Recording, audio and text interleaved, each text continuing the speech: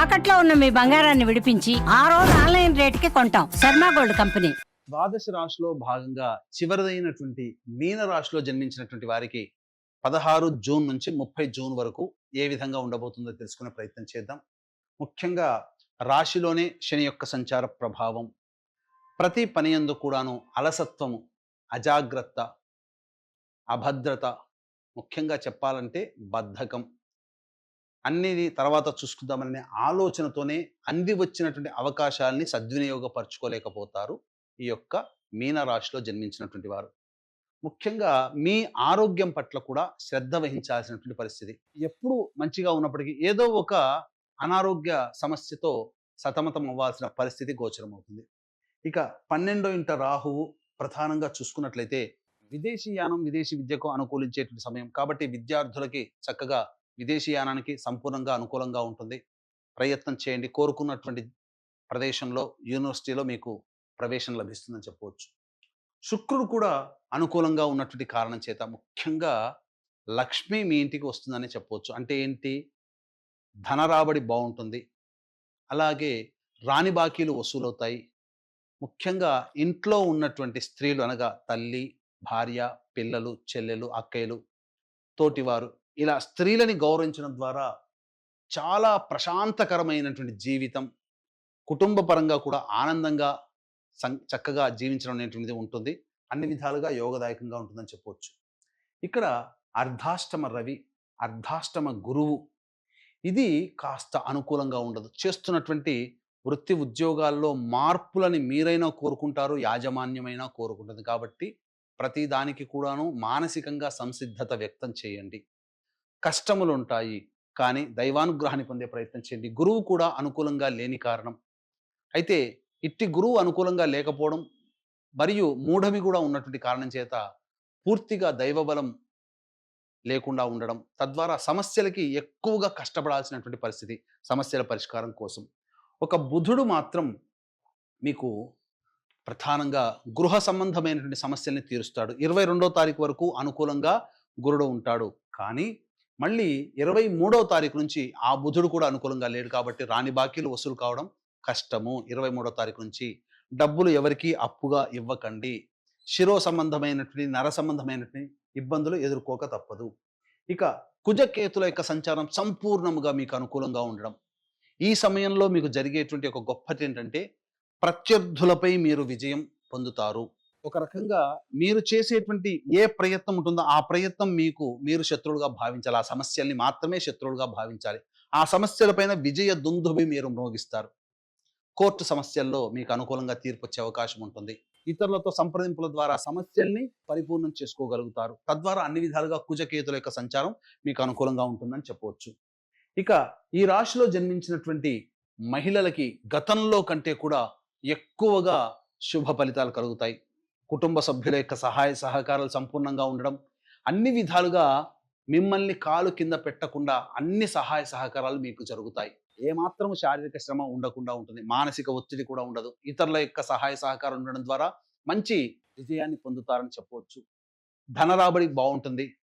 వృత్తి వ్యాపారాల్లో కూడా మీరు ఊహించిన దానికంటే ఎక్కువగా ఉంటుంది. ఉద్యోగస్తులు అయితే చాలా చక్కగా ఉంటారు.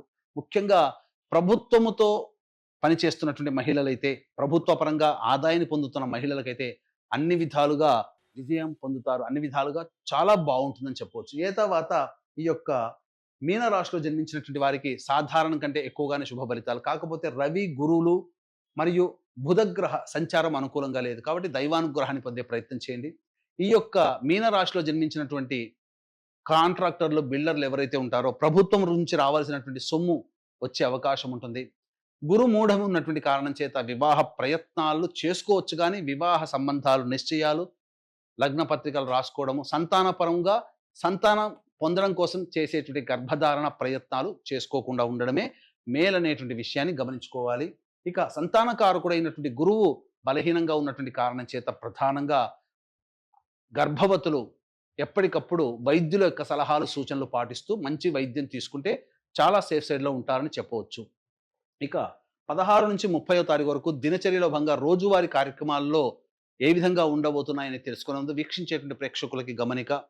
ఈ యొక్క జూన్ 21వ తారీఖు రోజున ఏకాదశి మరియు అశ్విని నక్షత్రంతో కూడుకున్నటువంటి మహత్తరమైనటువంటి పుణ్యతిథి. ఇట్టి ఏకాదశి తిథి రోజున మీ జాతకరీత్యా కలుగు విద్య, వివాహ, ఉద్యోగ, దాంపత్య, అనారోగ్య సమస్యల నివారణకి మరియు మేష, మిథున, కర్కాటక, సింహ, కన్య, వృశ్చిక, ధనస్సు, కుంభమీన రాశుల్లో జన్మించినటువంటి వారికి శనిదోష పరిహారార్థమై సర్వదోష నివారణ పూజలు, హోమాలు అనేటువంటి జరిపించడం, మరీ ముఖ్యంగా నవగ్రహాలకి సంబంధించి సంపూర్ణ నవగ్రహ శాంతి మీ గోతనామాలతో జరిపించి శక్తిపాతము చేయబడినటువంటి శంకరుంగలి మాలని మీకు అందివ్వడం జరుగుతుంది. అవకాశం ఉన్నటువంటి వాళ్ళు కార్యక్రమ తదనంతరం కాంటాక్ట్ చేసి మీ గోత్రనామాలు నమోదు చేసుకోవచ్చు. ఇక చూసుకున్నట్లయితే 16వ తారీఖు రోజున అన్ని రంగాలలో ఉన్నటువంటి వారికి, వృత్తి, ఉద్యోగ, వ్యాపార అన్ని రంగాలలో ఉన్నటువంటి వారికి ఆదాయం చాలా చక్కగా ఉంటుంది. ఖర్చుకు మించినటువంటి ఆదాయం లభించడం ఆనందకరంగా ఉంటుంది. విందులు, వినోదాల్లో సంతోషంగా ఉంటారని చెప్పవచ్చు. 17, 18వ తారీఖుల్లో మానసికమైనటువంటి ప్రశాంతత లోపిస్తుంది. ఏ పని చేయాలన్నా ఆనందంగా ఉండరు. అనవసరమైనటువంటి ప్రయాణాలు చేయాల్సినటువంటిది, అనవసరంగా ఖర్చులు పెరుగుతాయి. ఏ పని యందు కూడాను ఆసక్తి ఉండదు అని చెప్పవచ్చు. ఒక వృధా కాలయాపన, ఒక జిగ్జాగ్ లాగా ఉంటుంది. అన్ని పనులలో కొన్ని ఆటంకాలు అనేటువంటివి ఉంటాయి కాబట్టి జాగ్రత్తలు పాటించండి. 19, 20వ తారీఖుల్లో చూసుకున్నట్లయితే పెండింగ్లో ఉన్నటువంటి పనులను పూర్తి చేసుకుంటారు, సంతోషంగా ఉంటారు, ధనరాబడి బాగుంటుంది. విందులు, వినోదాల్లో పాత మిత్రులతో కలిసి పంచుకుంటారని చెప్పవచ్చు. 21, 22వ తారీఖుల్లో మీ యొక్క కుటుంబ సభ్యులతో వాగ్వివాదాలు జరిగే అవకాశం ఉంటుంది. ధన నష్టము కూడా సూచిస్తుంది కాబట్టి జాగ్రత్తలు పాటించండి. సంతోషంగా ఉండడానికి ప్రయత్నం చేయండి. మనస్సు ప్రశాంతంగా ఉండదని గమనించాలి. 23, 24వ తారీఖులో కనుక చూసుకున్నట్లయితే ప్రధానంగా ఇతరుల యొక్క సహాయ సహకారాలతో మీ పనులన్నీ కూడాను పూర్తి చేసుకుంటారు. ధనరాబడి బాగుంటుంది. మీరు చేస్తున్నటువంటి పనులలో ఇతరులు మీకు పని పూర్తి చేసి పెట్టడం, తద్వారా చాలా సేఫ్ జోన్లో ఉంటారని చెప్పవచ్చు. ఆదాయానికి మించినటువంటి ఖర్చులు ఉన్నప్పటికీ కూడా అధిగమించగలుగుతారు. లోన్స్ కూడా శాంక్షన్ అవుతాయని చెప్పవచ్చు. 25, 26, 27, 28, 29 ఈ యొక్క రోజుల్లో 25, 26వ తారీఖుల్లో తల్లిగారి ఆరోగ్యం పట్ల శ్రద్ధ వహించాలి. ప్రభుత్వ పరముగా దండనలు వచ్చే అవకాశం ఉంటుంది కాబట్టి వాహనాన్ని నడిపేటప్పుడు జాగ్రత్తలు పాటించాలి. అలాగే గృహ మరమ్మతులకి, వాహన మరమ్మతులకి ఖర్చులు అధికంగా ఉంటాయి, జాగ్రత్తగా ఉండండి. ఖర్చులు కూడా ఉంటాయని చెప్పవచ్చు. 27, 28, 29 తేదీల్లో ప్రశాంతత లోపిస్తుంది, వృధా కాలయాపన ఉంటుంది. మీ ఆరోగ్యం పట్ల శ్రద్ధ వహించాల్సినటువంటి పరిస్థితి. ఇక 30వ తారీఖు రోజున అన్ని విధాలుగా అన్ని రంగాలలో ఉన్నటువంటి వారికి విజయం సంప్రాప్తమవుతుంది. ఏదైతే మీరు కోరుకుంటారో 30వ తారీఖు రోజున దానికి సంబంధించినటువంటి శుభవార్తలు వింటారు. అలాగే ధనరాబడి బాగుంటుంది, ఖర్చుకు మించిన ఆదాయం లభించడం, తద్వారా అన్ని రకాల సమస్యల్ని పూర్తి చేసుకుంటారని చెప్పవచ్చు. ఏ తర్వాత చెప్పొచ్చేది ఏమిటంటే 17, 18, 27, 28, 29 ఈ తేదీల్లో జాగ్రత్తలు పాటించండి.